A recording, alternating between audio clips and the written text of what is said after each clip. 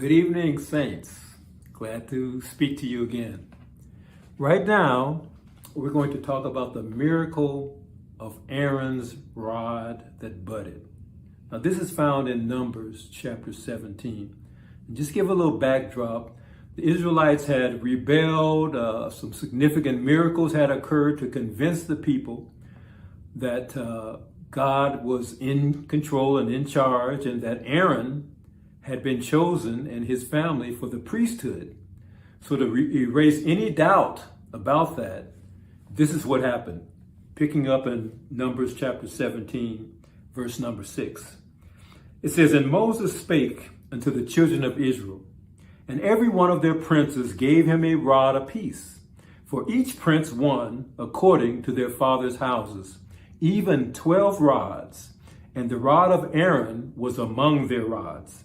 And Moses laid up the rods before the Lord in the tabernacle of witness. And it came to pass that on the morrow, the very next day, Moses went into the tabernacle of witness.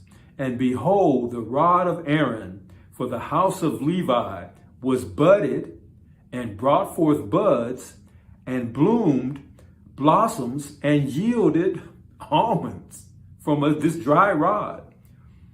And Moses brought out the rods from before the Lord unto the children of Israel, and they looked and took every man his rod. And the Lord said unto Moses, Bring Aaron's rod again before the testimony, to be kept for a token or sign against the rebels. And thou shalt quite take away their murmurings from me, that they die not." That must have been something. Have you ever been out to a lake or a body of water, and you've seen a piece of wood maybe floating on the water?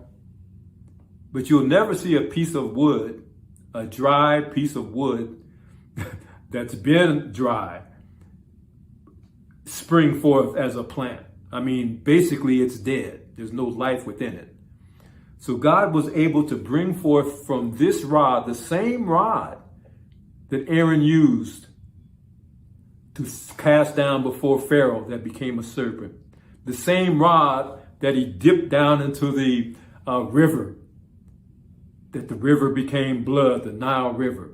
The same rod that he used for many miracles, this is the rod now that brought forth buds. Now, what is the significance for us?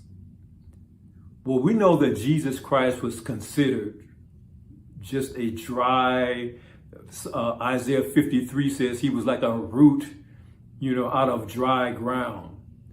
Nothing to draw people to him, that he was the Messiah. But this dry root that everyone thought there was no significance to him, what has he done?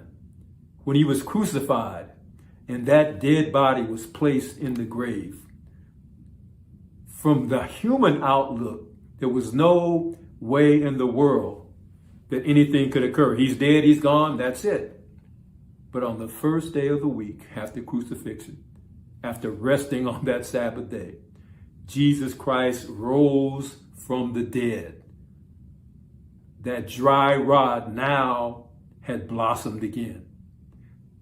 It bloomed, it brought forth buds, and it now is producing those almonds. And who are those almonds? We are the almonds. Jesus made a statement here in John chapter 15 with verse number 1. He says, "I am the true vine, and my Father is the husbandman. Every branch in me that beareth not fruit, he taketh away. And every branch that beareth fruit, he purges it, that it may bring forth more fruit. Now ye are clean through the word which I have spoken to you. Abide in me, and I in you, as the branch cannot bear fruit of itself, except it abide in the vine. No more can ye, except ye abide in me.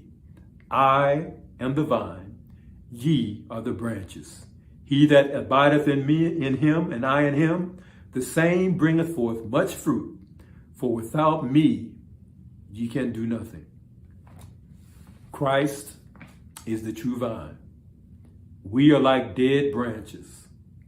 But once we are grafted into that true vine, we will blossom, we will bear fruit, We will rise up from this spiritual death that all of us are walking in and become new men and women because of Jesus Christ.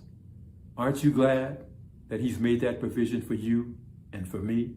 I know I am. Praise God. See you next Wednesday.